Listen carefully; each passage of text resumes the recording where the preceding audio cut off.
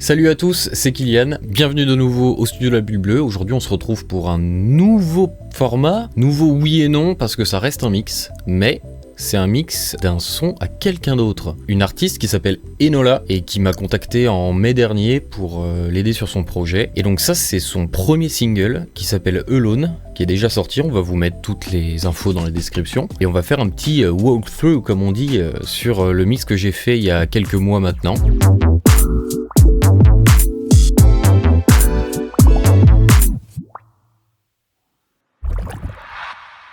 Pour rappel, si vous aimez ce que je vais faire là, que ça vous parle et tout, le studio est ouvert à tout le monde, que ce soit en ligne ou sur place, vous pouvez venir, on est un peu au nord de Tours, faire de la production, du mixage, de l'enregistrement, du mastering dans un ordre ou dans l'autre. Et là ce qui est cool, c'est que vous allez voir un peu tout ce dont on est capable de faire parce que Enola est venue me voir avec des textes, des inspirations, mais pas de compo. Donc sur ce projet, j'ai fait la compo, l'enregistrement, le mix, le mastering. On travaille ensemble depuis quelques mois maintenant et ça se passe plutôt bien, donc je vais vous faire écouter un peu ce que donne le morceau là très vite sans aucun traitement.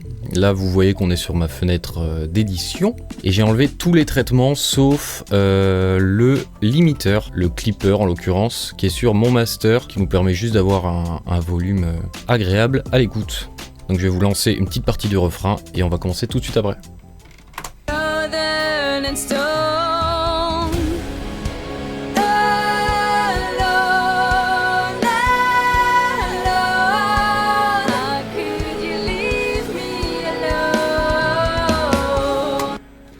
Alors comme vous pouvez le voir, c'est très raw, du coup il n'y a aucun traitement nulle part. Tout ce qu'il y a en plus du limiteur, c'est sur les pistes de guitare, il y a les simulations d'ampli, parce que pour ce projet j'ai enregistré des DI, j'ai mis des simulations, on verra tout à l'heure les sons que j'ai choisis. Comme d'habitude, on va commencer du plus large au plus serré, donc j'ai fait les niveaux. Là on entend que la voix est un peu plus forte, j'ai dû la remonter dans le mix après avoir un peu compressé tout, parce que c'était assez dynamique, mais les niveaux sont faits.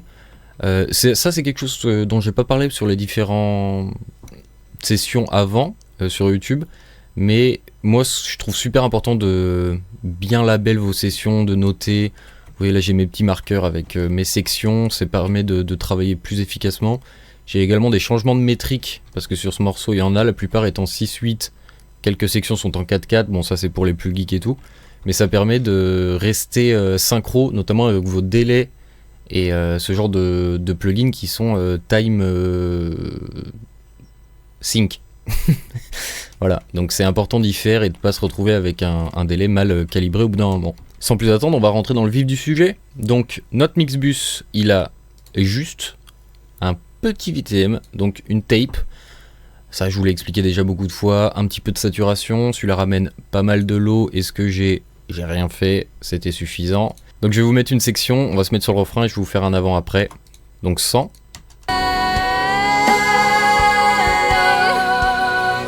Et avec.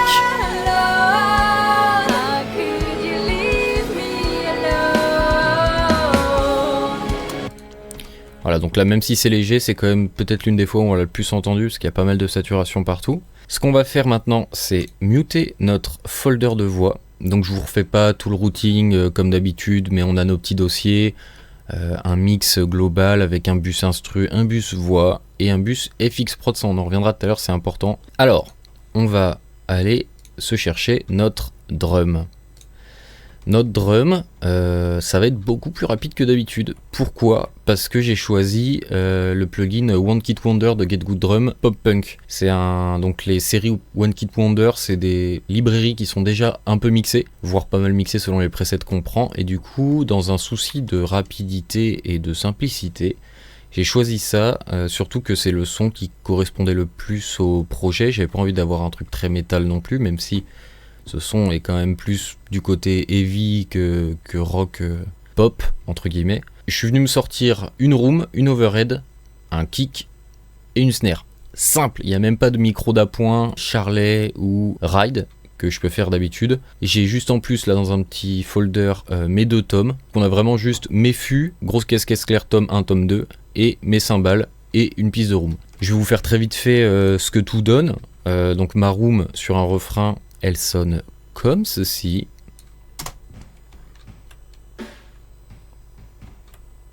Et là j'ai même triché, oh là là, j'ai même pas vu que j'avais fait ça.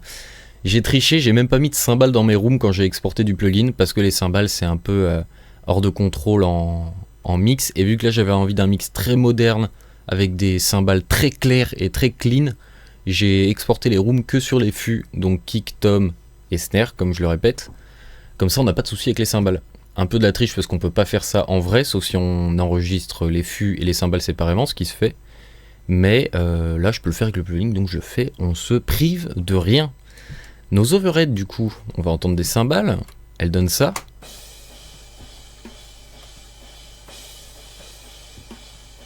Et là pour le coup on entend que j'ai laissé un tout petit peu de snare pour dire ouais quand même je suis réaliste et tout. Il y a un tout petit peu de kick au fond. Mais voilà, donc un set de cymbales assez simple. On est sur 2 crash, une ride, une China, un Charleston et une petite splash. Donc c'est pas surchargé non plus. Notre kick, qu'est-ce qu'il donne? Il a un bon lot, une bonne attaque, bien complet. C'est un agressif mais pas trop. Et notre snare, elle a l'attaque forte quand même. Si vous étiez là sur le mix pop-punk, vous vous rappellerez que c'est le même plugin qu'on a utilisé pour la batterie, que j'avais beaucoup abusé du côté agressif de cette librairie, en faisant ressortir des fréquences et tout. Vous allez voir que là c'est une autre façon de la mixer, parce qu'on veut plus un truc moderne et un peu poli. Donc on va faire un peu différemment, et juste mes 2 petits tomes que je vais vous faire écouter en même temps. Voilà, je vais vous faire une petite écoute globale de la batterie, et on va passer directement au mixage.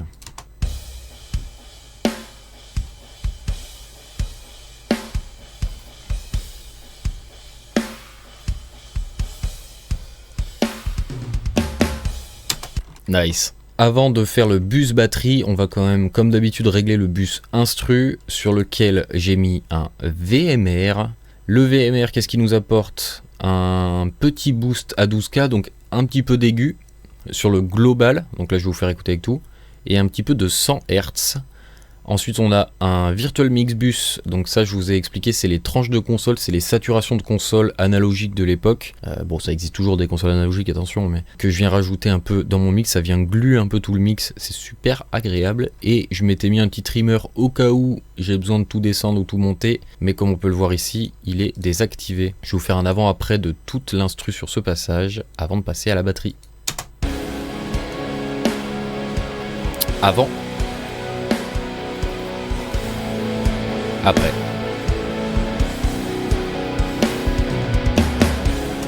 Donc là on se rend bien compte que c'est venu bien grossir le truc déjà. C'est un bon pas en avant, j'ai envie de dire. Et une fois n'est pas coutume, le petit FG Grey de Slate Digital qui vient choper, donc déjà saturé, il a une jolie saturation celui-là.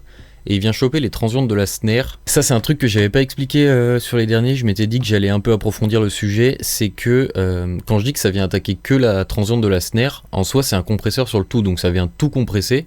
Mais faut s'imaginer que la snare elle sort par-dessus l'instru, et que quand la snare sort il va venir descendre, mais il descend pas que la snare, il descend également tout ce qu'il y a dessus. Donc c'est toute la prod qui va se retrouver écrasée, et du coup ça va donner l'impression que la snare est forte, mais qu'elle est quand même dans le mix. Et c'est pour ça qu'on se rappelle qu'on met le sidechain un peu haut pour pas qu'il trigger les kicks, la basse plus tard et tout ça. Donc je vais vous faire pareil, un avant-après, et on va passer à la batterie.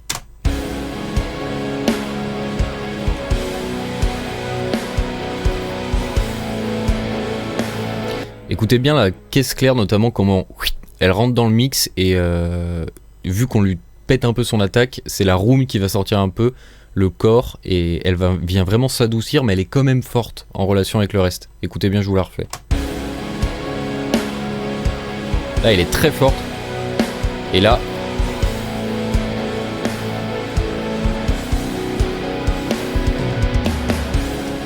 on voit qu'elle est bien explosive, qu'elle reste bien dans le mix, et ça c'est super, et on n'a toujours pas de traitement sur le tout. À présent, notre bus drum.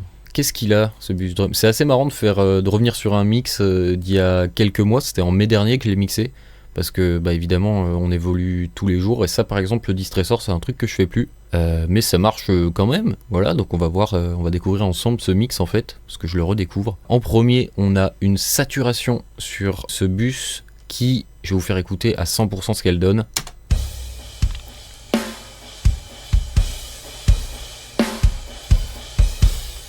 Ça va bien grossir le truc.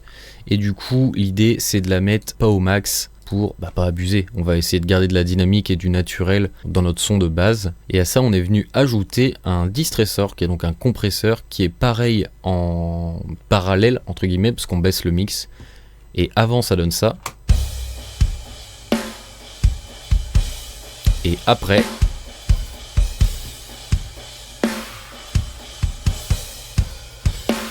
à 100%. Et retour à 44%. Et donc là, vous allez peut-être plus entendre, vous reviendrez en arrière si vous voulez écouter ça précisément, mais le kick, la grosse caisse, a perdu un peu de bas. Ça, c'est parce que donc les subs, les très basses médiums, ont énormément d'énergie et viennent pas mal faire démarrer les compresseurs. Et donc, ils ont tendance à disparaître un peu. Surtout que là, j'ai trigger sur des hautes fréquences, le détecteur et l'audio. Ça vient couper un peu de bas, mais ça nous apporte pas mal de contrôle et ça, c'est assez agréable. En gardant en tête qu'on a notre bus de drum, notre bus d'instru, toute cette compression qui est déjà là, toute cette saturation, on va pouvoir démarrer tranquillement sur notre drum et on va commencer, une fois n'est pas coutume, avec le kick. Je range les automations de pistes, c'est juste des changements de niveau au fur et à mesure du morceau. Donc là on voit que pour le refrain le kick est plus fort, pour les snares il y a des fois des rolls de snares que je veux un peu plus dynamique, donc je dessine une courbe comme celle-ci, mais rien de bien grave, ne vous inquiétez pas, mais je les range parce que je trouve pas ça beau sur ma session. Notre kick.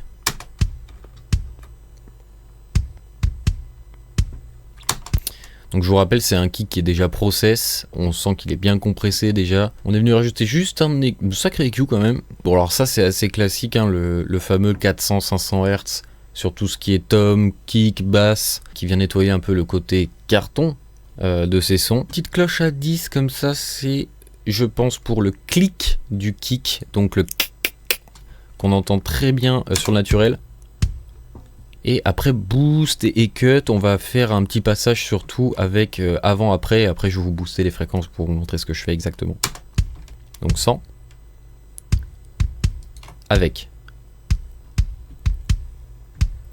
Donc le clic. Voilà, que je vais faire disparaître. Notre boxiness, notre côté carton là. Ça crée que des problèmes. Nul, nul, nul. On est venu rajouter du bas. Voilà, donc ça, un peu de cul à notre kick. Excusez-moi l'expression, mais je sais pas trop comment dire autrement. On couple très sub.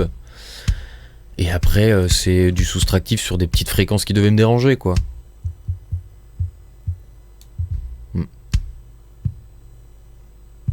Ça c'est pareil, c'est toujours le problème, cet endroit 100-200, c'est un endroit qui est un peu, je sais pas comment le dire, ils disent pillowy en anglais, c'est un peu ce truc, si vous mettez un coup de poing dans un coussin, ce truc très étouffé, que je trouve super joli sur tous ces percussions basses, mais qui peuvent vite venir faire un peu le bordel avec d'autres instruments les uns sur les autres. L'enlève un petit peu, on le garde quand même un maximum si on peut, enfin en tout cas moi de mon côté parce que j'adore ça. Et en fait pour notre kick ça va être terminé directement, pas de compression supplémentaire, pas de saturation supplémentaire, on rappelle qu'il y en a déjà pas mal sur le drum bus, pas mal sur le bus instru, donc on va passer directement à notre snare. Qu'est-ce qu'on est venu faire? Très classique, une saturation, une sorte de préamp virtual drive de chez Slate pour attaquer un peu l'attaque. Une gate, donc ici évidemment c'est pas une vraie batterie, on n'a pas de bleed comme on dit, donc on n'a pas de son de cymbale ou d'autres trucs dans le micro de caisse claire, mais c'est plutôt pour réduire la durée de la caisse claire. Un petit compresseur en Eri, ça rapporte sûrement, je sais pas, j'avais sûrement besoin un petit peu de saturation aiguë, un petit peu plus de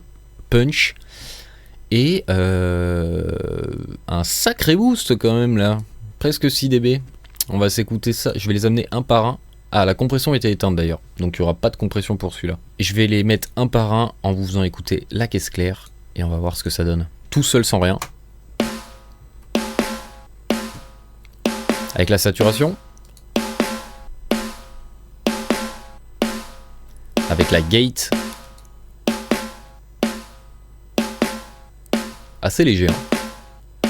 Donc la compression, on a dit qu'il n'y en avait pas. Et les aigus. Donc ça pareil, c'est sûrement en relation avec nos guitares, notamment nos rythmes, je pense, où on a géré ça.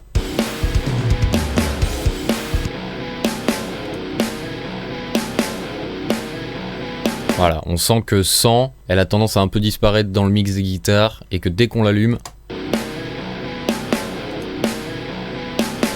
paf, je suis là. Et voilà, donc notre snare c'est pareil, pas de compression parce que faut garder en tête que c'est une librairie qui est déjà process et c'est pas parce qu'on a l'habitude de mettre de la compression tout le temps ou de faire des trucs automatiques qu'on est obligé de les faire. Écoutons ce qui se passe avant d'attaquer dans le tas. Les overhead, tout ce qui va être cymbales, un tout petit peu de caisse claire de tom et tout, mais surtout nos cymbales, en gros, qui donne ça.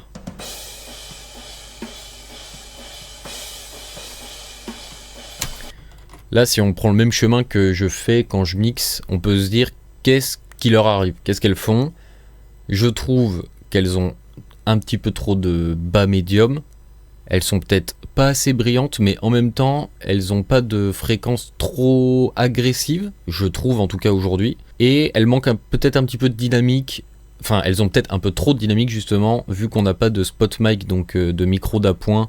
Sur certaines cymbales, il y en a d'autres qui sont un peu plus forts que d'autres. On rappelle qu'elles sont pas forcément à la même hauteur. Donc il y en a qui sont plus près des micros que d'autres. On va voir si j'ai raison. Je vous promets, j'ai pas regardé avant. Bon après, je suis pas non plus en train de réinventer mes mix tous les 4 matins. Du médium, même plus que du bas médium, et du bas très très haut. On est à combien là? On est à 448 Hz. Je vais vous faire un petit avant-après, ça va pas mal nettoyer je pense.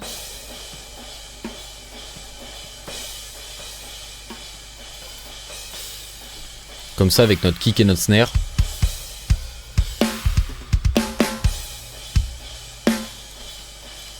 Ça leur laisse de la place, tout le monde est content, tout le monde fait sa petite affaire et c'est nickel. Et donc j'ai effectivement une petite compression, un Kramer Pi de chez Waves qui va venir un peu lisser le tout, éviter qu'il y ait des cymbales qui sortent plus que d'autres et avoir un mix plus compact.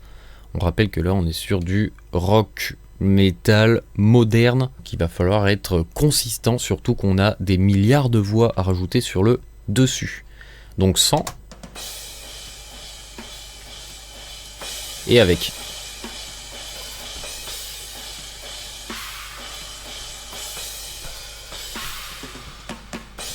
Donc vous voyez bien là que sur les... on est sur une cymbale différente à chaque fois. Le niveau reste bien homogène. On remarque qu'on a gagné un petit peu en niveau, en volume. C'est pas grave. Je pense que je l'ai géré après au fader directement. Et on se retrouve avec un mix de base de nos 3 éléments principaux qui donnent ça.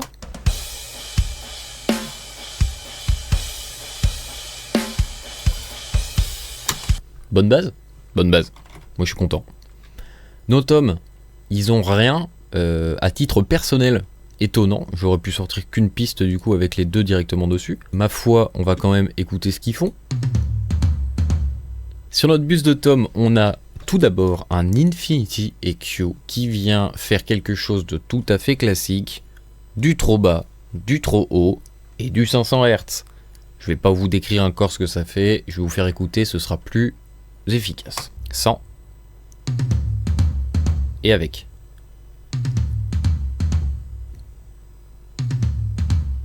Quand même super agréable de perdre ça là. Qui ressemble juste à des bidons de... je sais pas, des bidons en plastique un peu nuls. D'un coup on fait ah oui mais c'est un tom. D'ailleurs on est venu rajouter un sous et je pense que c'est pour attaquer un peu l'attaque exactement et avec un preset made in la bulle bleue. Ouais, LBB tom click. Donc vous pouvez piquer les settings si vous voulez. Sans, ça donne ça.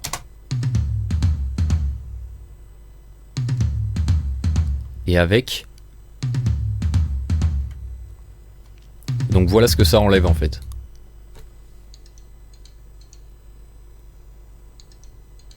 Voilà, ce truc très clic, très papier en fait de la peau qui est sur le tome, la peau en plastique, qui est attaquée par la baguette en fait. Donc on vient enlever un petit peu de ça, on voit que là je suis juste à 71%, pas à 100% de traitement. Derrière, quoi de mieux qu'un magnifique Abbey Road Saturator pour mes tomes, sans, avec. Ah, là d'accord, ça c'est super. Pareil, rien de bien farfelu, j'ai envie de te dire, je suis pas à 100% partout, encore une fois, comme je l'avais expliqué la dernière fois, sur la saturation je suis à quand même un petit 87%, donc ça reste assez honnête. Et pour le compandeur, avec les cross-fréquences qui sont à 80 et 1.5, je bouge juste le 1.5, en général je me mets sur 1.5, et je baisse un peu le blend, donc le mix entre le 100% et pas. Là je suis à 65%, et je suis très content de ce que ça rend.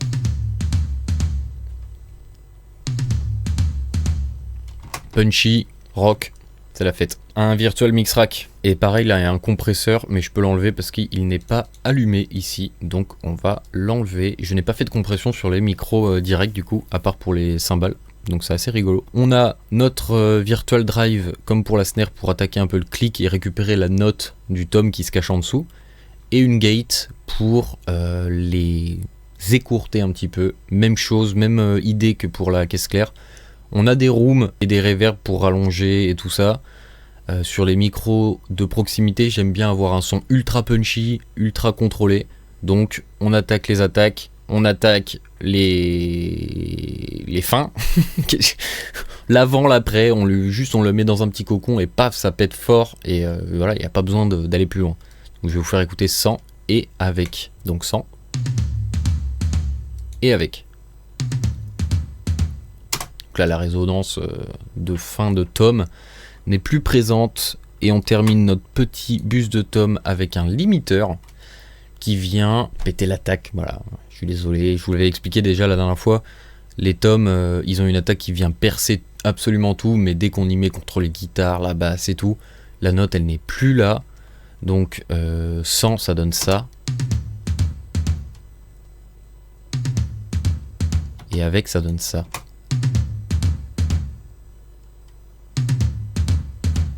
Donc ça peut peut-être ne pas vous paraître très impressionnant comme ça, mais je peux vous assurer que ça fait vraiment la différence. Je vais vous les mettre contre les rythmes, avec la snare et le kick. Sur le fills, là, sur le break de batterie, ça donne ça 100. Et avec, tout en prenant en compte qu'il n'y a pas non plus toutes les leads de guitare, qu'il n'y a pas les cymbales, il n'y a pas les machins comme ça. Mais ça nous permet qu'il ressorte plus, qu'on entende une note plutôt qu'un clic, clic, clic, clic, clic, clic, clic, clic, clic, clic. Voilà. Il nous reste des rooms. J'allais dire c'est fini pour la batterie, mais non, pas si vite les amis. Les rooms, ce qu'il y a de plus fun. Comment elles sonnent de base, je vous rappelle, comme ceci.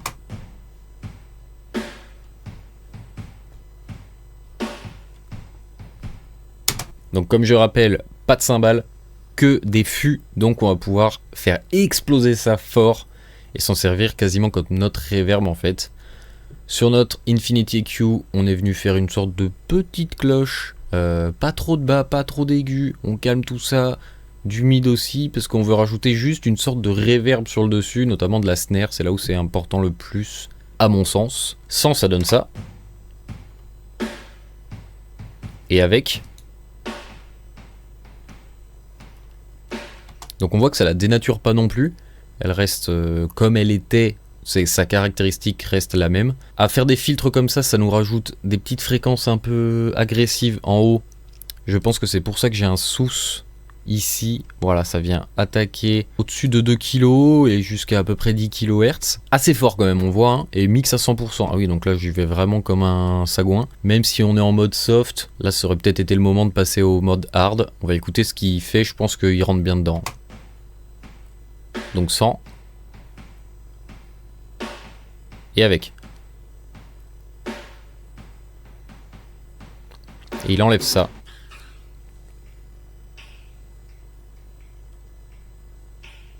C'est pas beau. Voilà. Superbe. Une fois qu'on a du contrôle. C'est pas non plus autant abusé que ce que je pensais. Hein, ça va. Ça reste honnête. Ne pas avoir peur des gros boutons. Kramer Pie. Je crois que je pouvais pas le mettre plus fort. Je vais vous faire un avant-après, mais ça risque d'être rigolo, bien qu'il n'y ait pas énormément de niveau, donc ça va pas rentrer dedans très très fort. Avant. Et après.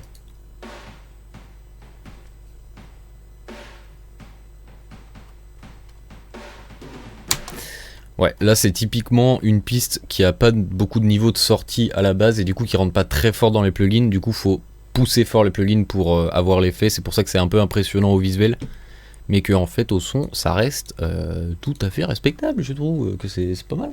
Ça valide. Ouais, nickel, nickel. Fini avec les drums, les amis. Et en fait, non, parce que mes tomes, ils vont également dans une reverb qui est une Abbey Road Chambers. Donc des pièces, des vraies pièces de chez Abbey Road. Et on vient juste envoyer nos tomes dedans parce que je l'ai trouvé sûrement pas assez envoyé dans la room quand je l'ai exporté. J'ai pas été concentré. Donc sans la room, enfin sans la reverb. Et avec. Oh, c'est léger, hein. C'est léger, je vais essayer de la monter. Voilà. Je pense que j'ai essayé de coller la reverb à la room qu'on avait pour juste augmenter un peu d'effet room sur les tomes, mais c'est pas non plus une reverb gaieté comme dans les années 80 ou ce genre de truc atmosphérique. Avant de passer à la basse, on va se faire une écoute de notre jolie petite batterie toute mixée pendant le bridge là où ça tape fort.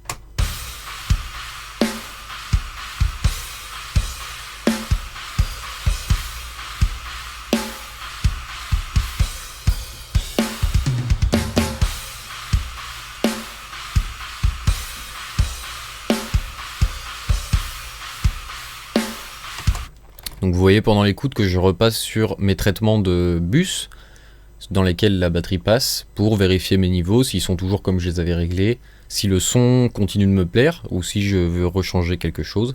Là aujourd'hui je ne rechange rien parce que le mix est terminé, mais c'est le genre de moment où pendant le mix en l'état je peux changer des choses. Et donc maintenant on va passer à la basse. Alors c'est là qu'on va commencer à parler un peu technique. Ce morceau il a été enregistré en fa dièse, en drop de fa dièse. Donc j'ai dû programmer une basse parce que je peux pas m'accorder avec ma basse si bas.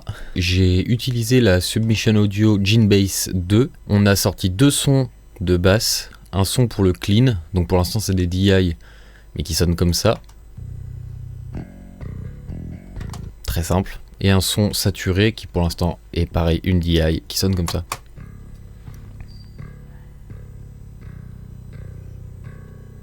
Voilà, donc on va commencer à regarder les traitements qu'on a dessus. Je traite la DI avant de rentrer dans un ampli ou quoi que ce soit. Donc je suis venu avec un VMR, avec un Virtual Channel pour de la saturation, un petit EQ pour booster du 1,6, on va voir ce que ça donne après, et pas mal de compression je pense. Donc je vais les mettre un par un. Donc sans rien ça donne ça. Avec la saturation ça donne ça.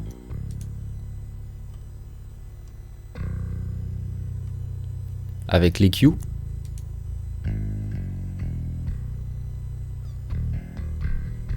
Donc pas mal de présence en plus. Je suis venu baisser du 483 Hz, la même guerre que pour les tomes, le kick qu'on a vu tout à l'heure. Ce bas médium, ce médium bas médium qui vient en fait s'ajouter les uns aux autres. On a beaucoup d'éléments dans cette plage et on évite que ça s'ajoute de trop. Donc on coupe ça. On a un cut aussi en bas à 42 Hz, donc tout ce qui est trop bas, on n'y envoie pas dans l'ampli. Là pareil, on pense qu'on est avant l'ampli, c'est du traitement, ça peut être bien de l'écouter avec l'ampli aussi une fois qu'on va le mettre. Et donc ce plus 1,6 ici qu'on vient rajouter, donc je vais rajouter maintenant la compression, comme ça.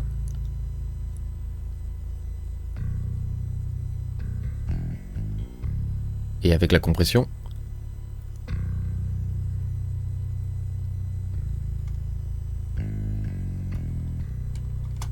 On voit que c'est quand même une basse qui est accordée très bas, donc c'est pour ça que c'est important de rajouter de la présence avec le 1.6 et de la saturation pour lui donner de la clarté. Là on voit qu'on a une attaque assez lente et un release très rapide pour avoir quelque chose de ultra consistant dans l'ampli. L'ampli, quel est-il? C'est le Parallax, avec un preset visiblement que je n'ai pas retouché, qui est le Fat Clean, qui est un des presets de base quand vous avez le plugin, qui donne ça 100 et avec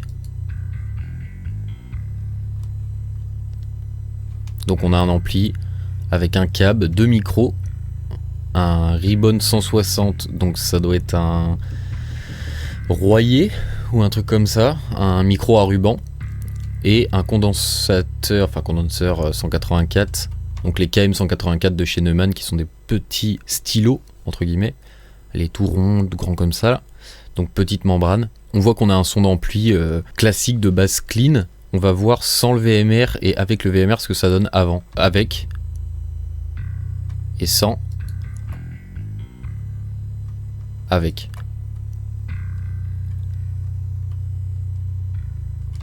On voit que ça vient donner quelque chose de plus consistant, on a moins l'attaque Mediator qui vient sortir de l'ampli et on se retrouve avec quelque chose de plus homogène avec autant de basses que d'aigus. C'est ça qu'on va essayer de chercher et je pense que c'est ce qu'on a fait derrière avec notre EQ. On a rajouté énormément d'aigus. Assez marrant de voir ce que j'ai fait, c'est un peu dans tous les sens. On va écouter sans et avec le tout et après on va venir un peu sur tout ce que j'ai fait là. Donc sans.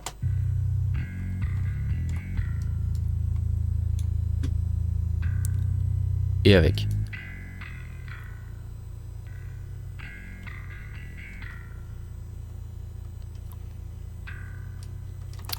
Assez particulier.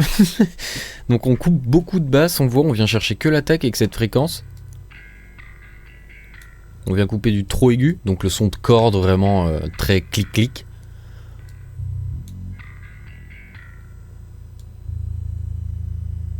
On coupe le très très bas et on coupe énormément cette fréquence là.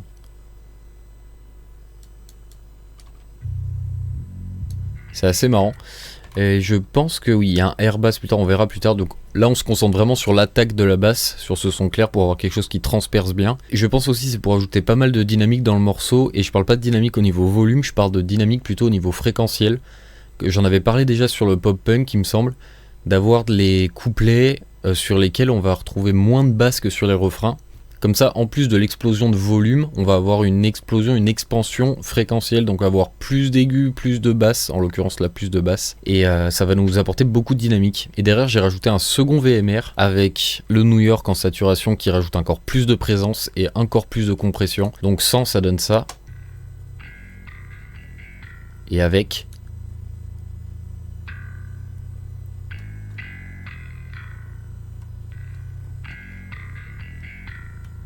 J'ai hâte de voir la suite. Là je vais aller directement sur le bus basse justement avant de voir la partie saturée, parce que c'est assez marrant quand même d'entendre ça, je trouve. Une partie de basse ma foi très calme, hein. C'est assez simple. Sur notre bus basse on a un C6 qui vient rajouter des subs mais les contrôler. Donc ça veut dire que quand ils jouent pas vraiment on en rajoute pour avoir quelque chose de plus homogène, et quand ils viennent attaquer trop ils sont baissés. Et on baisse un petit peu ce 128 qui peut être très muddy, très boueux. Et donc ça donne ça sans. Et avec.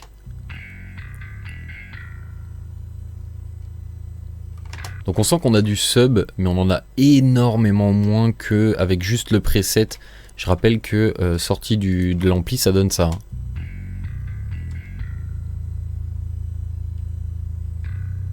Et donc avec le traitement,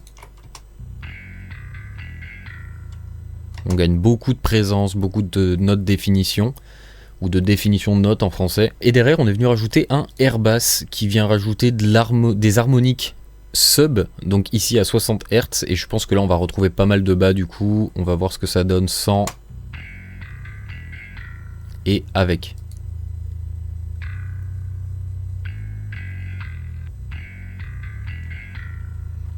Donc on a quelque chose de plus basse entre guillemets, ce qui explique un peu le premier EQ.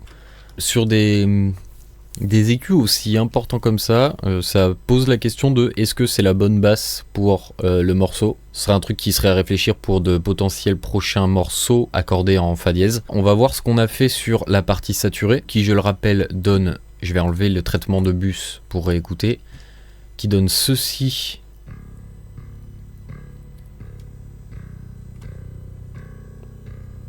Pareil, un parti très très simple. Ici la basse vient vraiment suppléer les guitares, les aider à avoir ce bas. C'est plus un complément de la guitare plutôt qu'une vraie partie de basse. On voit qu'il n'y a pas vraiment de mélodie ou quoi que ce soit. Même traitement, un VMR avant l'ampli.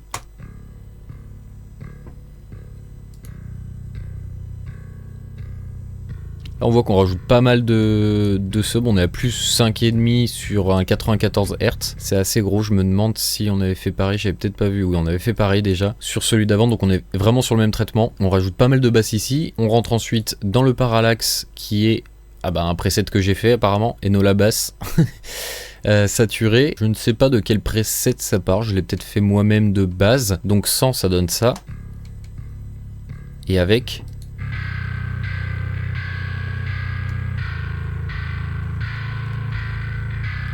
bien crade, bien saturé, c'est assez cool. Ça pour le coup j'aime bien. EQ derrière, est-ce que ça va être pire, est-ce que ça va être mieux, on va voir. Plus calme, hein, plus calme. Là je pense que c'est vraiment du rééquilibrage, il y a un peu trop de sub par rapport à l'attaque. Et je pense que surtout c'est face aux guitares que je m'en suis rendu compte. Donc on va écouter ce que ça donne avant. Et après. C'est moins drastique par rapport à la basse clean. On est venu enlever une fréquence qui devait être... Enfin, qui est très agressive, on l'entend là déjà, c'est celle-ci. Toujours notre 500 Hz. On coupe trop bas. On coupe trop haut. Et donc on est venu contrôler cette partie. Donc on voit qu'on la baisse de 2 dB 72. C'est pas énorme non plus. Mais ça vient équilibrer, vous voyez nos crêtes de sub et d'aigus sont au même endroit. Et ça c'est quelque chose qu'on essaie d'avoir pour avoir quelque chose de vraiment homogène. Derrière un VMR avec pareil, saturation pour la présence et une compression. Pareil que sur la clean, on va écouter ce que ça donne. 100. Et avec... On voit que ça rajoute même pas mal de saturation. Du contrôle à mort, là elle ne bouge plus. Et avec les traitements de bus, avec donc le C6 qui fait toujours pareil, un petit peu de sub, on enlève le bas médium, ça donne ça 100. Et avec... C'est très minime, mais ça l'aide à trouver sa place dans le bas. Et avec le air bass en plus, donc je rappelle les extra sub, en fait le 60 Hz là où ça rajoute de la richesse harmonique. Avec...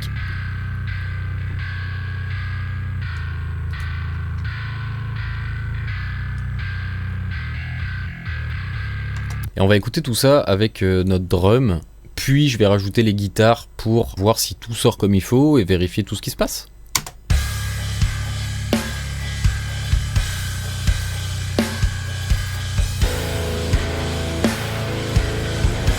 Si j'enlève la basse là,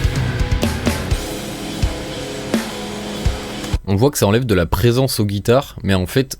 les guitares n'en ont pas de basse, c'est juste la basse qui vient vraiment compléter les guitares en termes de fréquence pour que tout s'entende bien. Ça vient vraiment donner une chose, un seul élément harmonique, basse-guitare, qui fonctionne ensemble en fait. Donc sans la basse, et avec...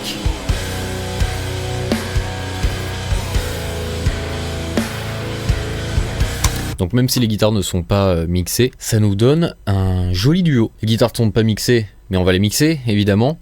Sur notre bus guitare, on a juste un virtual tape machine. Donc 100, ça donne ça. Et avec... ça le rend un peu plus fat, un peu plus compact, un petit peu de saturation harmonique sur les plus aigus. Et on va tout de suite passer à l'introduction, sur lequel il y a un son assez particulier mais assez courant dans le métal moderne, le prog et tout ça. C'est un son en fait en micro simple, entre guillemets. Donc en fait moi j'ai des micros doubles sur ma 8 cordes mais je les split pour que ce soit comme un micro simple. Et on vient mettre un ampli mais pas de haut-parleur. Et donc ça, si vous vous rappelez, c'est quelque chose qu'on fait pas beaucoup avec les sons saturés, enfin voire pas du tout parce que c'est vraiment quelque chose qui est pas beau, mais avec des sons clean ça donne un truc très plucky, très qui est assez marrant. Mon son de DI de guitare simple, vraiment tout seul donne ça.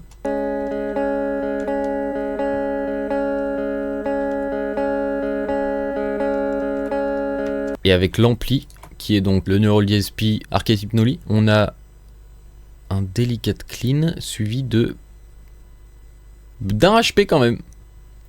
J'ai rien dit.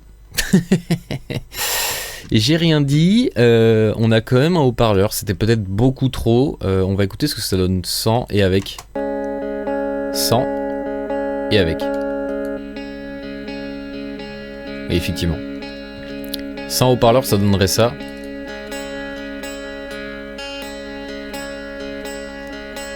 Donc ça, c'est un son que je voulais, mais il était sûrement trop brillant, trop clinquant. Donc on vient quand même rajouter notre haut-parleur avec un Ribbon 160, donc pareil, un micro à ruban. Pas d'autres micros. Sur ce plugin, qu'est-ce qu'on a? Donc on a l'ampli, on a le haut-parleur. Devant, on a un petit compresseur, un petit peu d'EQ, où on enlève du 1 kHz pour pas qu'il y ait trop de présence à ce moment-là. Il y a quand même pas mal de choses qui viennent ici. On enlève un peu de bas et on a de la reverb et de délai. Ça, c'est notre son de base. Les micros simples, ça a tendance à pas mal choper les bruits d'électricité et donc les interférences. Donc je viens rajouter un NS1 qui vient enlever tous les noise suppresseurs, il s'appelle. Donc c'est vraiment enlever tout ce bruit de fond.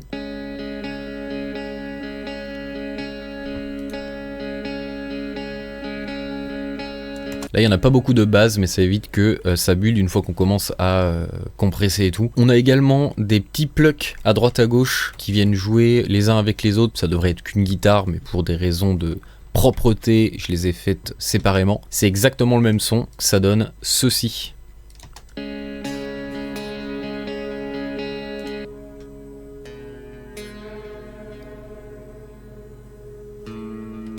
Donc là, vous pouvez entendre derrière qu'on retrouve du bruit et ça me fait penser que je pense qu'on a peut-être pas de cab ici. Voilà, c'est ici qu'il n'y a pas de haut-parleur. Donc par exemple, si on prend que la guitare clean gauche, elle donne ça.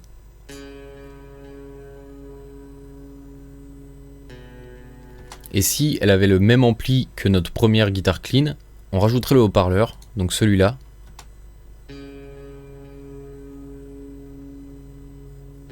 Et on voit qu'elle perd tout ce truc clinquant très, très au-dessus. Et ça va être un son très utilisé par des groupes comme Tesseract par exemple ou Monuments. Ça vient apporter beaucoup d'ambiance. On voit qu'on a une belle reverb, du delay. Donc 4 guitares viennent apporter pas mal de bruit. C'est pour ça qu'on va rajouter le NS1. Je vais vous le mettre, je vais le lancer et le mettre au fur et à mesure. Là vous entendez par-dessus le petit... Et si on rajoute les NS1...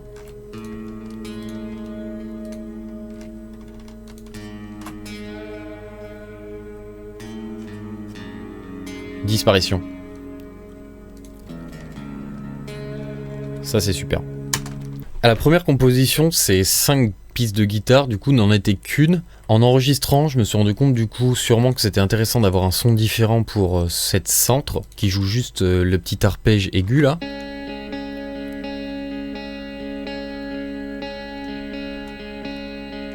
Mais les accords et donc ces plucks autour ont été séparés pour plus de propreté, et ça c'est quelque chose on a en studio. Permettez-vous de faire ce que vous voulez pour que ça fonctionne et que ça marche le mieux possible quoi.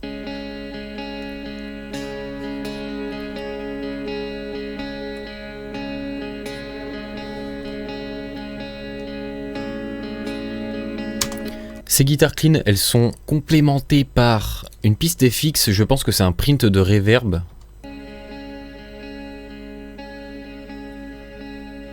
Voilà, c'est une reverb en reverse en fait, qui vient créer une sorte de pad sous notre clean. Sans, ça donne ça. Et avec...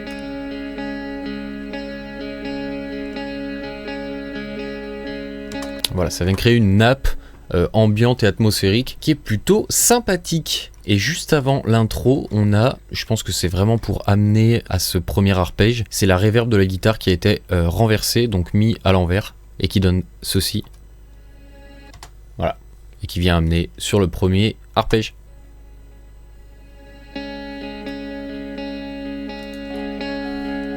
Qu'en est-il du mix de ces guitares clean? Donc sur les pistes en elles-mêmes, il n'y a pas grand chose à part sur notre principale au centre. On a cet EQ qui sans donne ça. Et avec... Il vient surtout enlever celle-ci en fait.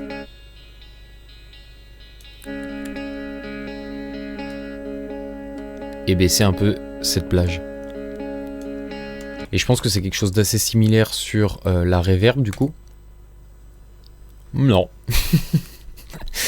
Non, c'est juste énormément de bas médium là. Donc on va écouter ce que ça donne sans. Et avec. Et je viens du coup m'en servir presque comme une reverb en fait que je rajoute par dessus pour éviter que ça grimpe ici en additionnant toutes les pistes. Ça permet de garder quelque chose de clair et juste un petit plugin d'effet sur donc cette petite montée que je vous rappelle qui donne comme ça. C'est un one knob pumper qui vient faire un trémolo en fait ultra rapide et donc sans ça donne ça et avec ça donne ça. Juste pour voilà un peu de créativité, qu'est-ce que vous voulez que je vous dise? Donc ça c'est nos guitares clean, elles reviennent un petit peu au fur et à mesure du morceau. Faire plus ou moins la même chose. Et sur la outro. Le mix global, donc sur notre bus clean, on a un EQ global qui vient couper du trop bas. Donc sans. Avec. On voit que ça l'affine un petit peu. On enlève ceci.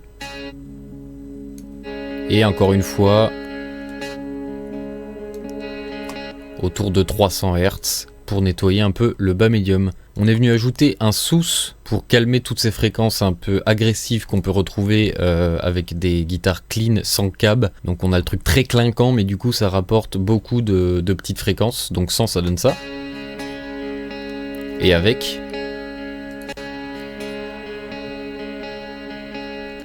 Et donc ça enlève ça égal, exactement. Voilà. Avec un mix à 100%, là on veut vraiment rien laisser passer. Et enfin un VMR avec de la saturation, un Virtual Mix Bus en Brit N avec un petit peu de drive. On règle notre entrée pour que ça vienne à peu près autour de 0. Et de la compression avec un LA2A pour aplatir un peu le tout. Les plugs de guitare ça a énormément de dynamique. Donc éviter que ça sorte trop, notamment pour les parties où elles sont présentes avec les guitares saturées. Ça leur permet de sortir quand même sans qu'on n'entende que le clic. C'est un peu la même idée qu'avec les toms tout à l'heure. Donc je vais vous faire écouter sans. Et avec. Donc vous voyez, je suis pas rentré si fort que ça. L'idée c'est de ne pas saturer non plus ce son si clair de guitare. Donc on va fermer ça et on va passer maintenant à nos guitares rythmiques. On en a deux. On a une main et une dub. Donc notre dub va venir apporter du soutien sur le bridge apparemment et sur la fin du refrain. On va déjà regarder notre main ce qu'elle fait. Ça va être les accords pendant les refrains. On a une simulation d'ampli sans, ça donne un son de guitare DI simple. On a deux pistes ici, hein. C'est une piste stéréo mais c'est parce qu'il y a deux pistes simples qui sont des prises différentes pour être à droite et à gauche. Ça donne ceci.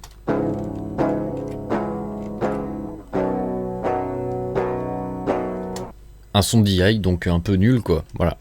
Et là, à la différence de la guitare clean, j'ai pris un autre plugin pour avoir le haut-parleur, donc là on voit qu'ici il est désactivé. On est chez l'archétype Noli de Neural ESP pour l'ampli, avec la deuxième tête d'ampli, ce un peu mid-gain, pas très saturé mais quand même un petit peu. Je vais la faire écouter toute seule sans le haut-parleur, mais vite fait, tout petit overdrive, elle donne ça. Voilà pourquoi sur des guitares saturées, on met forcément un cab, sauf pour des effets. Et le cab est pris tout de suite de chez Kali Oversize de Get Good Drum, où j'ai 3 haut-parleurs différents avec 3 micros différents. Un Royer R121, un Sennheiser MD421 et un Shure SM57, le grand classique. Avec, ça va vous donner ça, je vais pas vous refaire la fronde, vous le donner sans cab, mais ça donne ceci.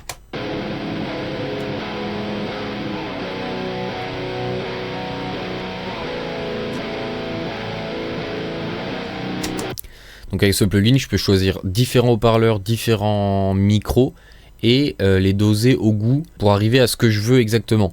Ce que je disais tout à l'heure, c'est qu'on est accordé en fa dièse, donc très grave. Et le problème avec ce genre d'accordage, c'est qu'on va se retrouver avec beaucoup de basse et du rumble en fait, et pas beaucoup de présence.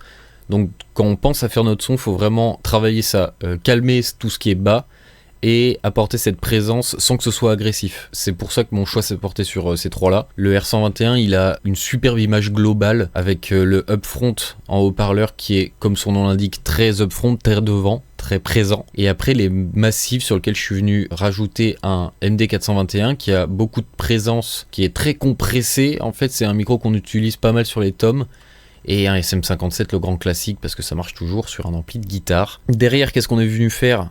Un petit EQ, on voit qu'on vient contrôler le trop bas, qui est lié à la guitare et à l'accordage surtout, et enlever 2 petites fréquences, couper le trop bas, le trop haut comme d'habitude. Je vais vous faire écouter ce que ça donne sans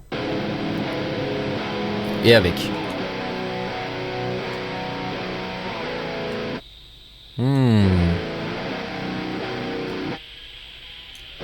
Voilà. Et pareil le 500 Hz comme d'habitude. L'idée c'est vraiment d'essayer d'avoir un truc assez plat ici. On voit que c'est quand même relativement chargé en basse. Je fais ça en connaissance de cause, dans le sens où je sais ce que je rajoute derrière. Je rajoute pas mal d'aigus ensuite, donc je me calme pour l'instant là-dessus. Derrière il y a un VMR qui rajoute le fameux New York avec sa saturation qui rapporte beaucoup de présence. Et c'est là qu'on voit qu'on rajoute un petit peu d'aigus à 10 kHz, un petit peu d'aigus de médium à 1,15 kg pour ajouter encore de la présence. On renettoie encore les bas médiums et on coupe jusqu'à 85,6 Hz. Avant ça donne ceci. Et après... Donc vous voyez là qu'on récupère cet aigu qu'on avait perdu, comme je vous ai dit. Et on va écouter avec la drum et la basse ce que ça donne.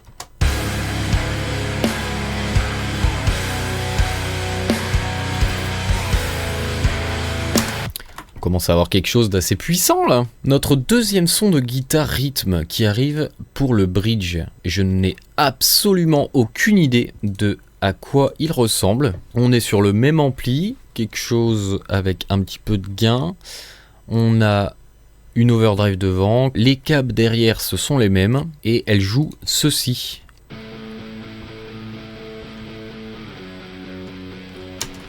Je sais. Ce sont des accords d'octave, voilà, on vient rajouter de l'harmonie, c'est quand même en micro simple je pense, en splitté. On a ce son un peu twang qui est caractéristique. Et les deux en même temps, ça donne ceci.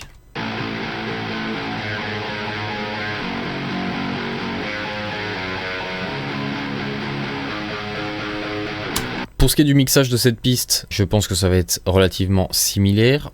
Très haut parce que voilà, c'est un accord d'octave, donc là c'est pas vraiment un rythme en soi, c'est plus de l'harmonisation. Donc je vais vous montrer ce que ça donne sans et avec.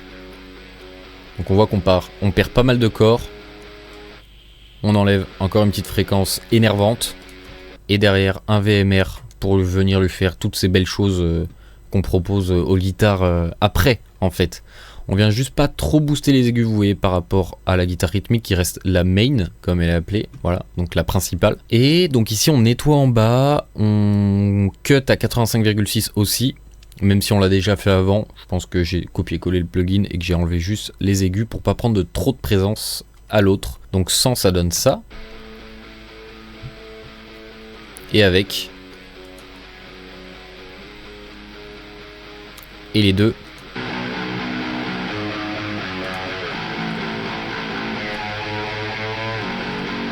Sympa le petit passage là. Sur notre bus de rythme, on a tout d'abord un sous, parce qu'on a pas mal de fréquences énervantes là quand même. Hein. On va voir ce que ça donne sans.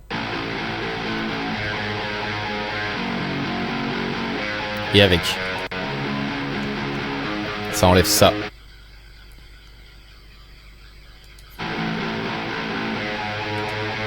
Ensuite, on a un autre Infinity EQ pour venir faire un petit peu de correction globale, un petit peu de 500 Hz parce que je trouvais sûrement que la voix n'arrivait pas à rentrer assez dans le mix. C'est sûrement ce genre de choses parce que c'est assez caractéristique de ce genre de move. Et une petite fréquence supplémentaire qui nous gênait. Écoutons ce que ça donne sans et avec.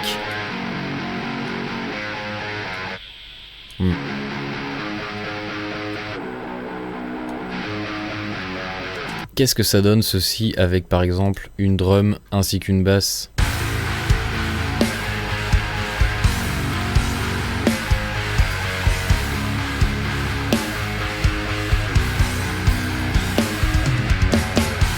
commence à être sympa là. J'aime bien, j'aime bien. Pour terminer, on a un MOTT qui est un compresseur multiband. C'est la version Slate du OTT de l'époque. Sans, ça donne ça. Et avec... C'est assez drastique, vous voyez qu'on est qu'à 13% du preset que j'ai pris, guitare aggro. On voit qu'il y a une petite étoile à côté, donc j'ai dû changer des trucs, j'ai dû baisser un petit peu les highs qui étaient un peu trop hauts. Parce qu'à 100%, donc on va écouter avec les guitares toutes seules.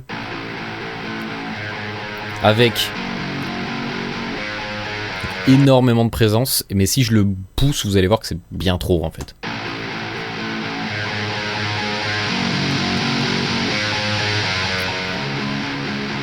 Donc, on va revenir à notre 13,7 qui est parfait. Et là, on va se remettre notre petite drum, notre petite basse pour kiffer le tout.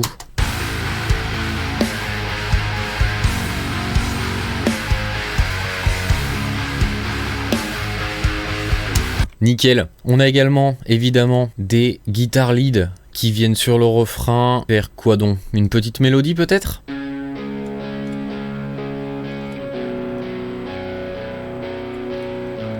Avec un joli petit son crunch qui est le même ampli mais avec beaucoup moins de gain et pas le bouton bright en plus. On n'a pas d'overdrive non plus devant parce qu'on n'a pas besoin de tight autant les basses fréquences et lui donner plus de punch. Le haut-parleur, c'est encore Kali Oversize, c'est les mêmes haut-parleurs. Je vais vous faire une petite écoute de ce que donne cette DI, même si c'est pas super intéressant, mais...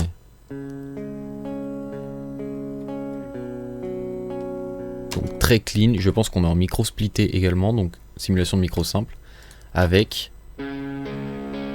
les deux à droite à gauche.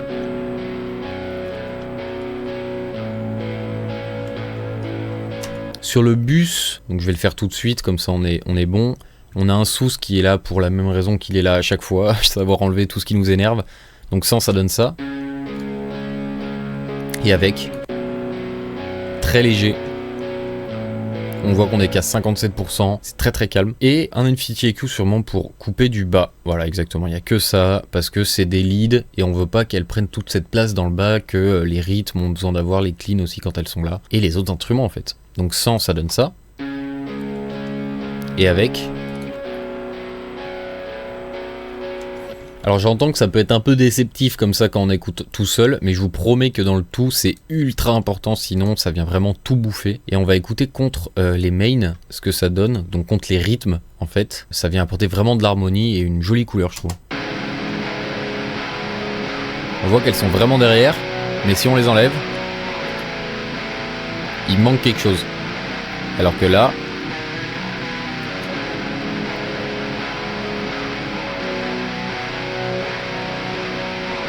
elles apparaissent et en fait c'est une guitare qu'on va pas entendre, mais quand elle n'est plus là on l'entend plus. Son importance est quand même primordiale, je dirais.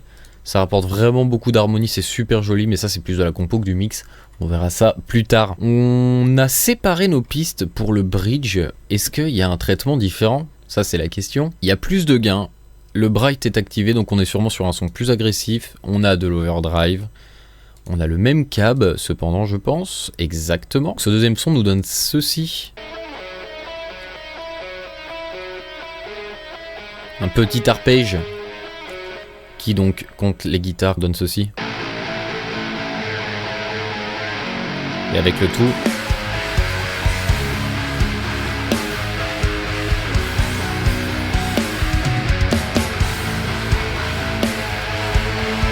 Superbe. Il nous reste une dernière guitare, une lead centre, et je pense que c'est une sorte de solo à la fin qui vient harmoniser peut-être les leads, ou faire cette lead avec une autre note. On va voir tout de suite ensemble. On est sur le même ampli, encore plus de gain, la deuxième overdrive qui est une émulation de Precision Drive de chez Horizon Device.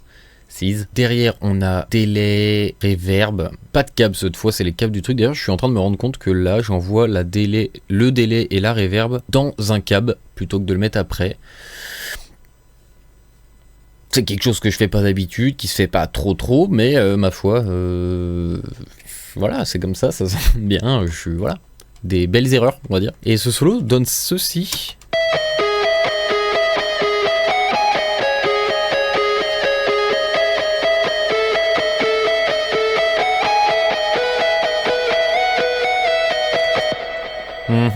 On est venu rajouter de la présence, de rien du tout, pas d'EQ, je sais pas ce qu'il fait là, il est même pas allumé. Et de la compression évidemment pour qu'il sorte pas trop, et dans le tout, ça nous donne ça.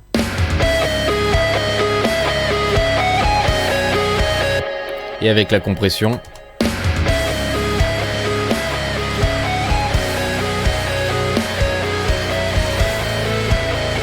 et les guitares clean, on entend très peu ici, mais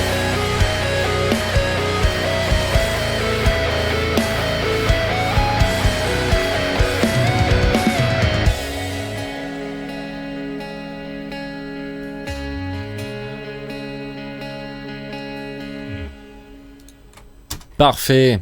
Écoutez-moi bien les amis, il est temps de passer à la suite. Les guitares sont terminées et on va passer à mon dossier orchestra. Donc ça, à la composition, c'est la partie production en fait où je viens rajouter des éléments pour habiller un peu la composition classique, on va dire. J'ai rajouté un petit piano qui vient jouer un petit peu tout le morceau, qui vient apporter de la richesse harmonique à tout, qui vient doubler les guitares clean, qui vient apporter des gros accords dans les refrains. Il sonne comme ça.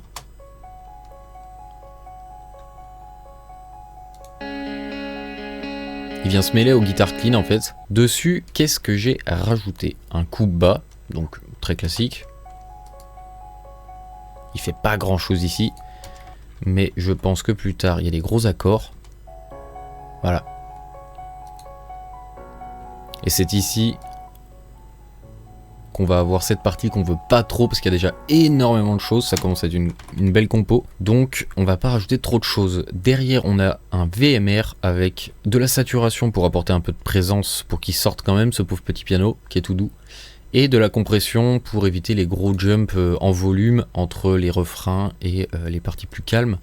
Et donc sans, ça donne ceci, et avec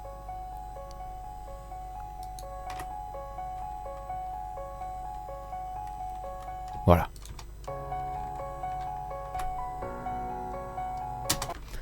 Une belle couleur, une belle présence, tout ce qu'on veut. En dessous, là, c'est parti pour l'orchestre symphonique. On a une première instance de violon qui est en pizzicato. Eh oui. Donc, comme si. Qui vient doubler ce piano. Dessus, je pense que c'est à peu près le même traitement sur tous les violons. On va peut-être passer assez vite dessus. Mais il y a ce 400 Hz 379 qui est très important à enlever sur les plugins de violon, parce que même si je m'y suis mis, je compose pas encore avec mon violon, et on coupe du bas pour la même raison que pour le piano. Sans, ça donne ça, et avec, voilà. Donc ça va donner du réalisme à un violon qui est pas forcément très réaliste des fois. Piano violon,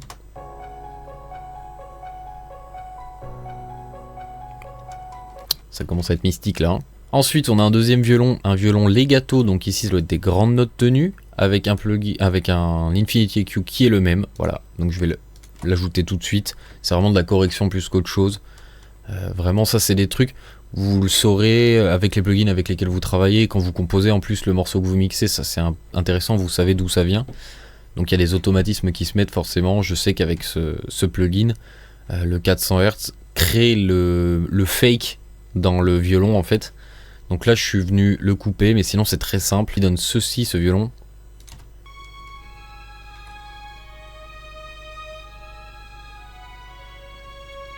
Et avec l'autre.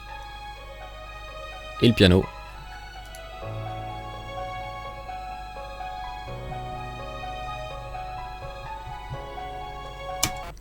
Kylian triste à la composition, faut croire. Ensuite, on a des violas legato.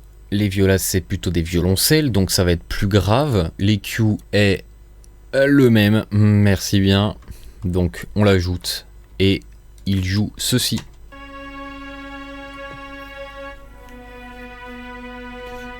Avec le piano.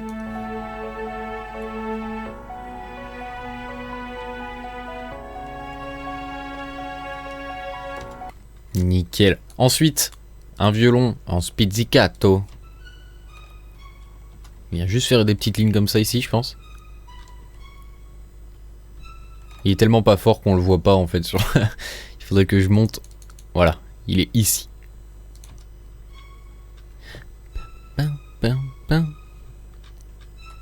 et il n'est qu'ici d'ailleurs. Même EQ, super. On peut passer à la suite. On a des violoncelles en spizzicato. Donc je pense que lui il marche vraiment bien.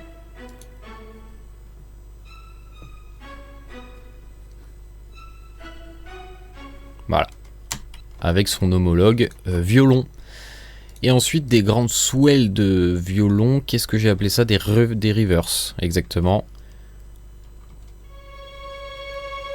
Ce sont pas des reverse, c'est vraiment joué comme ça, mais un petit peu en trémolo, qui viennent annoncer ici un refrain, donc ça fait une sorte de riser. Je vais vous faire écouter un peu tout l'orchestre, comme il est actuellement.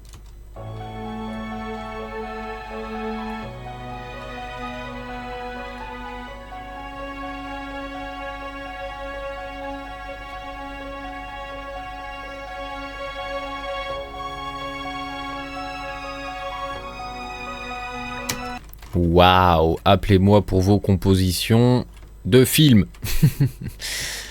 Tout ce qu'on a rajouté en plus, c'est des ROM. Les ROM, c'est quoi? C'est des reverbs ultra longues. On en a rajouté sur le piano. Avec. Donc là, si je l'abuse.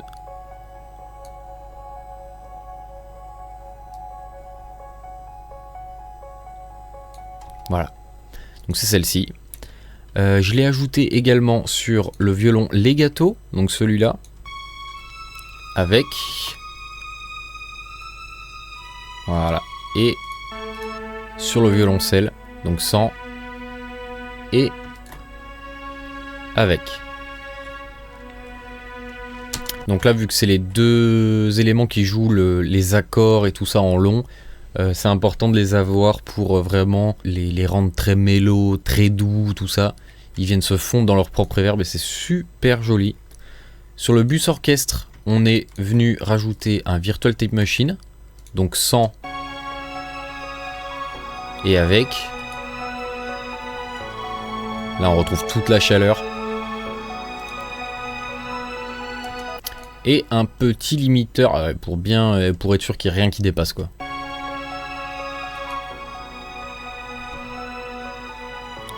Et ça baisse le volume aussi.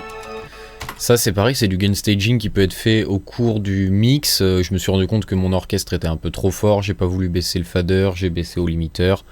Voilà. Et donc notre instru est terminé. Ce que je vais faire, c'est que je vais vous mettre toute l'instru sans l'orchestre et avec l'orchestre. Donc on va voir ce que ça donne.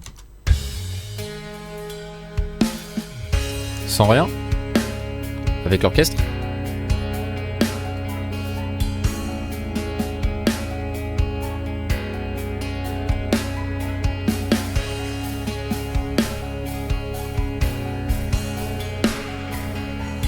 Alors, on va pouvoir passer aux voix. Et les voix, c'est un sacré bordel parce qu'il y en a pas mal. Vous voyez qu'on a toutes nos armos ici. Ici, on a toutes nos leads.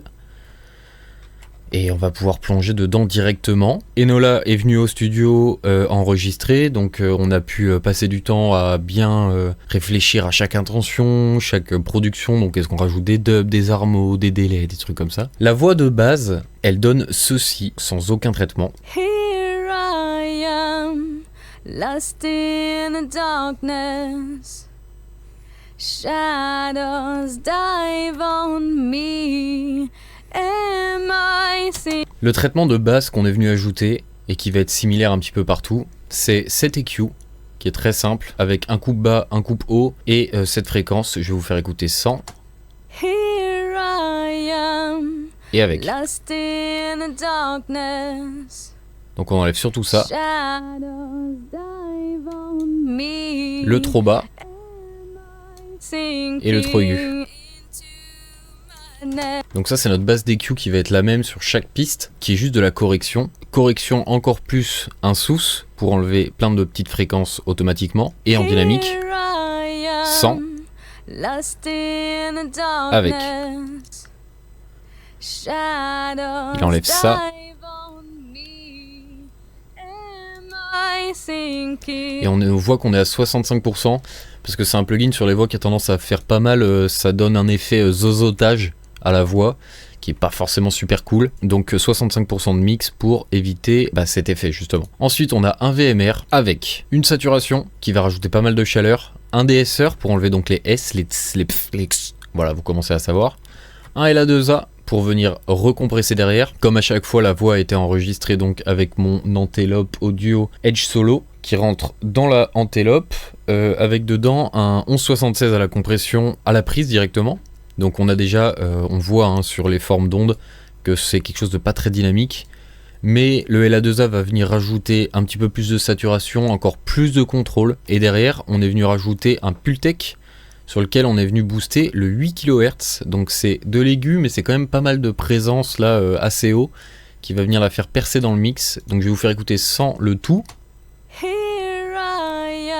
et avec. Lost in the darkness. Shadows dive on me. Et donc dans le tout, ça donne ceci. Here I am, lost in the darkness.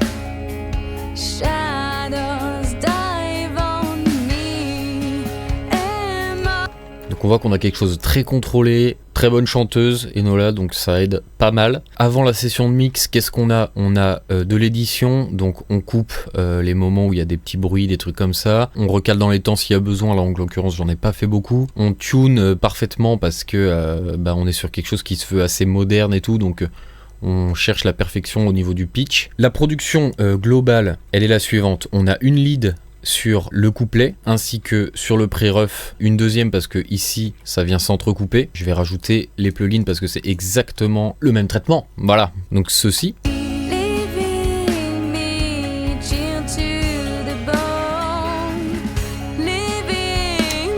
Le seul truc qu'on rajoute sur ces deux pistes pour finir, c'est un repeater, donc un délai en quart qui va venir ajouter de l'espace à cette voix. Donc sans, ça donne ceci. Et avec. Which monsters are coming? Shiver runs through me. Donc un délai qui va être là tout le long pour apporter de la grandeur, tout ça. Ce que je vais faire, c'est que je vais rajouter, c'est exactement le traitement sur toutes les pistes, donc je vais rajouter partout le même traitement. La seule différence qu'on va avoir, je pense, c'est sur le refrain où on a une lead centre et une dub centre. C'est que je pense que sur le VMR on a moins de 8K ici pour éviter que ça fasse comme une lead et qu'on se la prenne pleine face, et on compresse un peu plus pour qu'elle ne bouge absolument pas, sinon c'est exactement le même traitement. Et je vais vous faire écouter un petit peu la production, ce qu'elle donne tout au long du morceau. Les premiers couplets, on a juste une voix lead, et sur le premier refrain on commence à voir apparaître une dub au centre, et ça donne ça.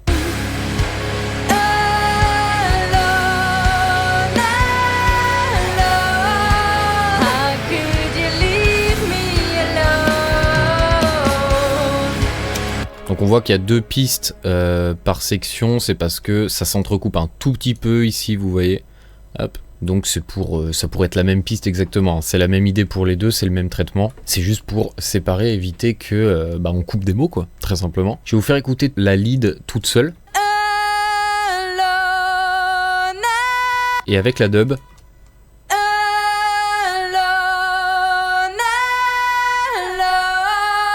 On voit que ça vient grossir énormément le son, et pour un son aussi massif en composition, c'est cool pour faire sortir la voix en fait. Qu'est-ce qu'on a de plus ? On a un pont, c'est juste une autre section, mais en gros c'est le même traitement, ça donne ça.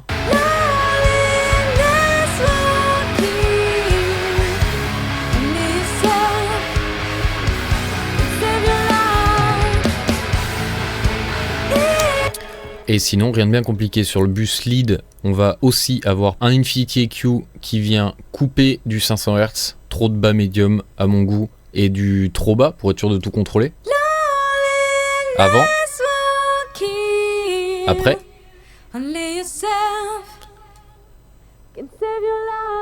Ça, c'est une fréquence qui est très présente dans la voix de Enola. Donc, on vient la couper un peu sur le global. Et un limiteur pour éviter que quand il y ait par exemple une dub en plus, ça va forcément faire plus fort. Donc même si on le règle comme il faut au début, ça évite qu'il y ait des changements de volume, ça vient tenir le tout.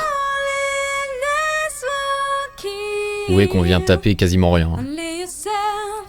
C'est pour être sûr de tout contrôler. Et les deux petites pistes qu'on voit ici, c'est des envois de délai. Celui-là, c'est un délai en demi pointé, donc c'est une croche pointée. Et celui-là, c'est un demi en triolet. Et donc en gros ce qu'on fait c'est que je fais le même traitement dessus et je prends un petit bout de la piste et je mets que ça, il y a que ça que je veux qui se répète en délai et donc ça donne ça tout seul. Et donc sur la lead.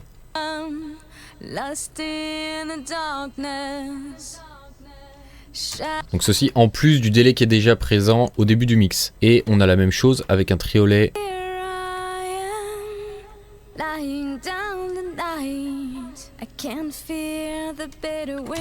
Ça permet de combler des petits trous dans les paroles, habiller un peu le morceau. Ça permet d'avoir beaucoup de manipulation possible en fait sur ces pistes quand on les sépare comme ça plutôt que de faire des automations. Et ça évite surtout de faire des automations parce que qu'est-ce que ça peut être énervant d'avoir des automations dans tous les sens.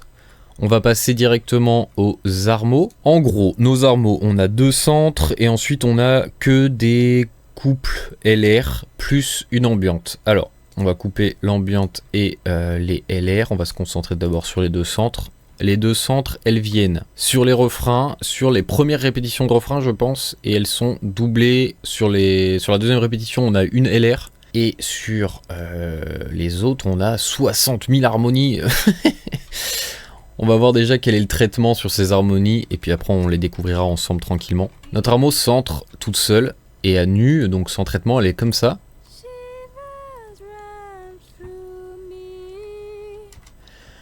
Même traitement j'imagine, donc notre Infinity EQ avec un coup bas, notre petit cut à 400 Hz qu'on va activer, un sous pour la même raison, donc celui-là pour les petites fréquences au-dessus. Le VMR qui vient rajouter tout ce qu'on a mis, donc la saturation, le DSR, le compresseur, et cette fois on rajoute pas l'extra aigu à 8 kHz pour pas qu'elle soit trop présente, et donc ça donne ceci mixé.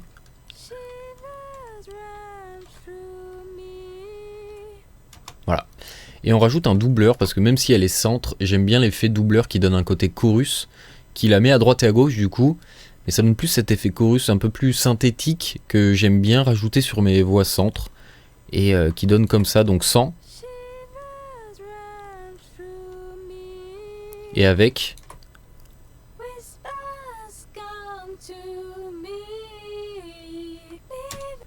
et du coup c'est assez marrant d'écarter quelque chose qui est central.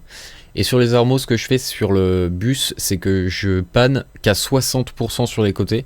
Parce qu'en fait, si vous regardez quelque chose qui est stéréo, s'il est très proche de vous, les points vont être vraiment là sur votre côté, donc à 100%. Et plus il s'éloigne de vous, plus en fait, votre relation par rapport à ce point, il va être serré.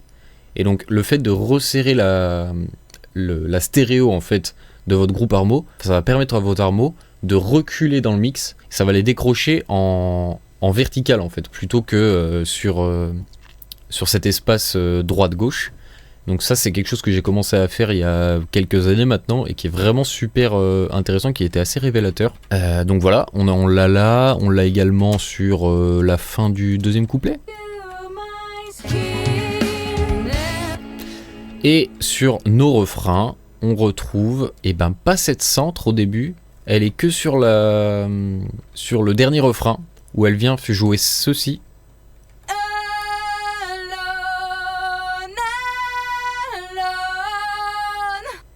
C'est assez original, c'est la même. On a la deuxième qui fait ça. Qui fait exactement la même chose, encore une fois.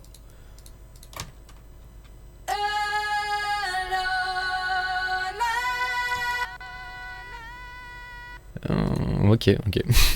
Qui fait exactement la même chose. Ça fait juste beaucoup de voix, quoi. Qu'est-ce que...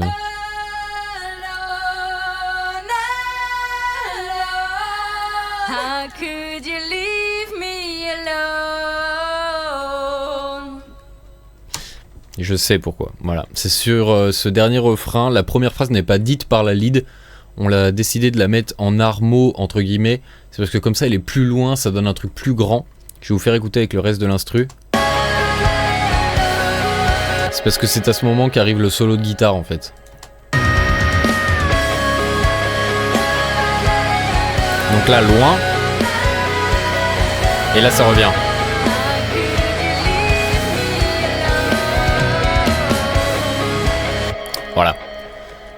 Le mystère est résolu. Sur les refrains, on a toutes ces harmos stéréo. Je vais rajouter tous les traitements qui sont les mêmes, exactement. La première, elle donne ceci.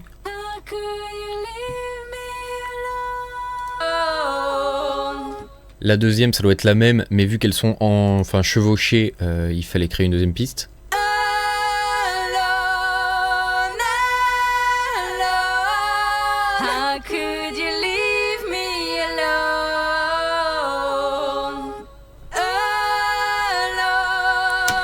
Et vous avez compris que cette partie de Alone, Alone, c'est le gros moment. Du coup, on vient rajouter un maximum d'harmonie, dont la 3 qui sonne comme ceci.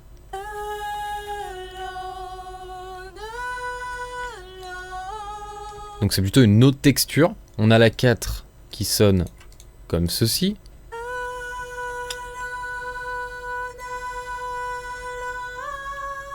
Donc une autre note, une vraie harmonie. La 5 qui donne comme ceci.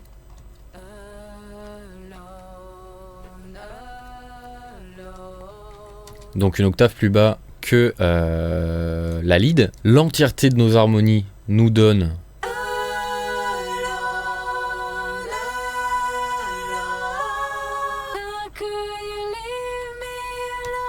et avec nos leads.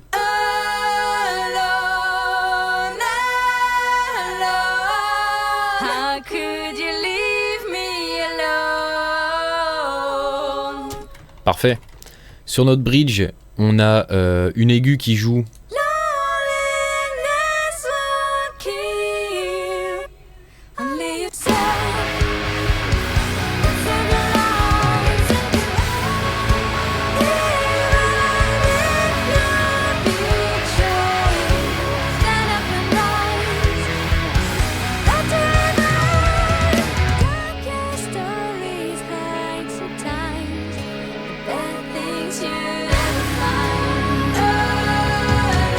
On voit que c'est grandiose, on y allait fort sur les harmos. Et donc à partir du pont et sur le dernier refrain, on a cette ambiance qui revient et qui fait ceci.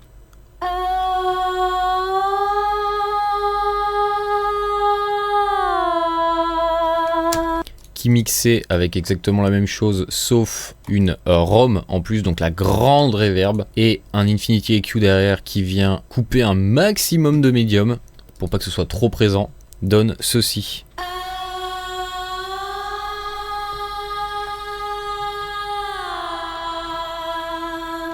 Et dans le tout, ça donne ça.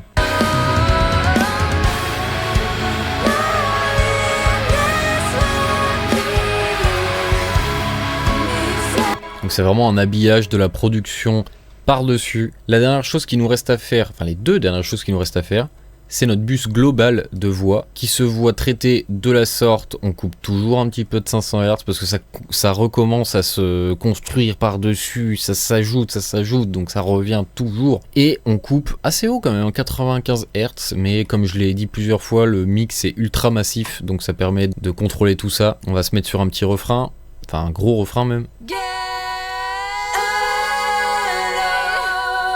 Et avec...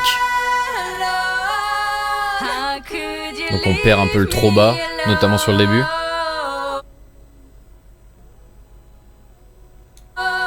C'est pour être sûr que ce soit bien contrôlé, parce que là c'est presque pas nécessaire. On a également le Fairchild qu'on a utilisé il y a quelques semaines ou la semaine dernière, je sais pas quand est-ce que ça sort exactement ça, mais sur le pop punk. Donc pas mal de saturation sur les voix, ça contrôle tout, ça évite qu'il y en ait une qui sorte ou quoi que ce soit. Sans, ça donne ça. Et avec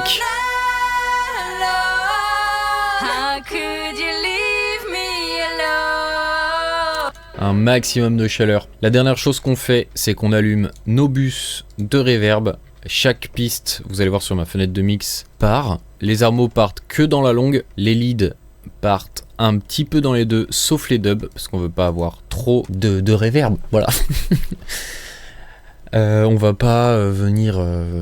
en détail dessus, ça fait déjà un bon moment qu'on tourne. Je vais juste vous faire un avant-après des reverbs. Et puis voilà. Avec la short. Et avec la longue.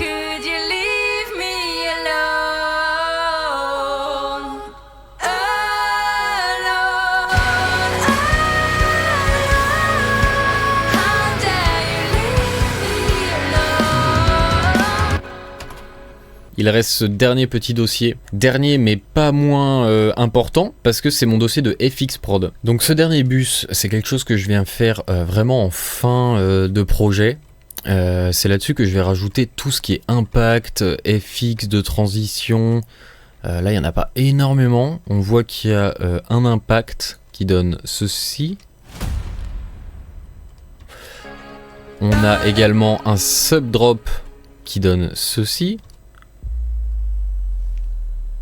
Mettez un casque, hein, c'est important là. Voilà. On a un whoosh, donc une transition. Assez spéciale. Hein. Et on a une petite batterie électronique entre guillemets que je viens rajouter sur des petites sections avec un kick. Voilà. Et ce que j'appelle un sonar, ça c'est un petit peu... voilà, c'est un truc que je mets partout. C'est cette perque avec plein de reverb, donc pour l'instant elle n'a pas de reverb. Voilà. Je viens lui rajouter sa reverb. Donc ça fait vraiment ce truc sonar. Le kick, je viens lui enlever un petit peu de bas.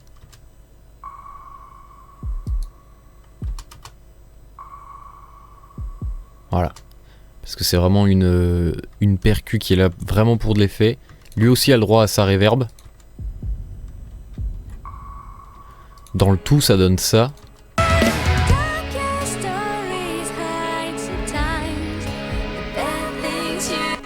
Voilà. Et donc on va voir très vite sur un endroit où il y a les deux, hein, les impacts par exemple. Donc les deux en même temps, le subdrop et l'impact donnent ceci. Voilà. Si je les enlève, la transition se passe comme ceci. Et si je les remets,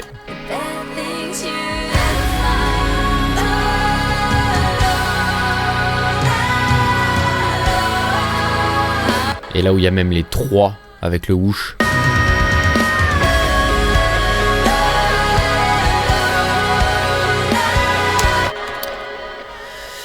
Huge, ça permet d'apporter de la dynamique dans le morceau, et ce pourquoi il n'est pas dans le bus instru, vous voyez qu'il va directement dans le mix bus, c'est parce que c'est des éléments qui ont énormément de sub, hein, il y a des sub drops, il y a des impacts et tout, et que si je les envoie dans le bus instru, ça va venir déglinguer, rappelez-vous, celui-là, et ça va venir écraser l'entièreté du mix, et là ce qu'on veut rajouter c'est de la dynamique, donc d'avoir un truc qui pète un peu plus fort à ce moment-là. On va essayer de pas toucher au bus instru, c'est pour ça que je les mets en dehors, comme ça ils font leur petite vie. Tout ce qui est sonar là, et le petit kick, ça m'arrive de les mettre dans le bus drum par exemple, ou dans un bus percussion, ou dans l'orchestra, c'est parce que je l'ai fait après composition, je l'ai fait au moment du mix, et donc il y a juste sur cette intro là où on a les deux, là j'avais pas vu qu'il y avait les kicks, mais du coup ça donne ça avec le tout.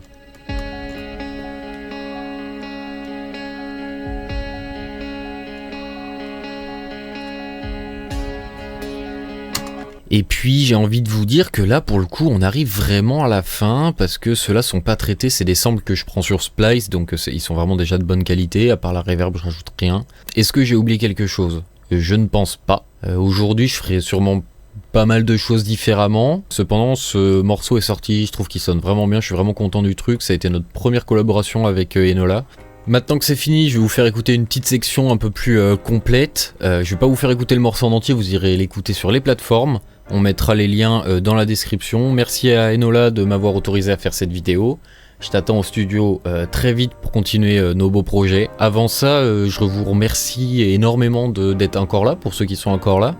Vous êtes les meilleurs, vous êtes les plus gros geeks de France. Parce que là, je sais pas là combien de temps la vidéo va faire, mais j'ai déjà vidé 2 cartes SD, j'ai changé les batteries et tout, c'est un délire. Si ça vous a plu, n'hésitez pas à mettre un petit j'aime, un petit commentaire, ça nous fait super plaisir. À vous abonner à la chaîne, à partager tout ça.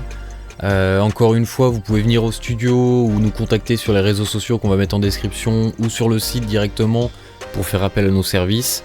Ça c'est quasiment tout ce que je propose à un client qui a envie de faire un projet. Donc là il y a vraiment l'entièreté du truc. Il y a vraiment un suivi global du projet. Donc toutes les informations sont sur le site, contactez-nous, il n'y a pas de souci, on travaillera avec plaisir avec vous. On se lance ça, et en attendant, portez-vous bien, écoutez un maximum de musique, c'est le plus important. Ciao!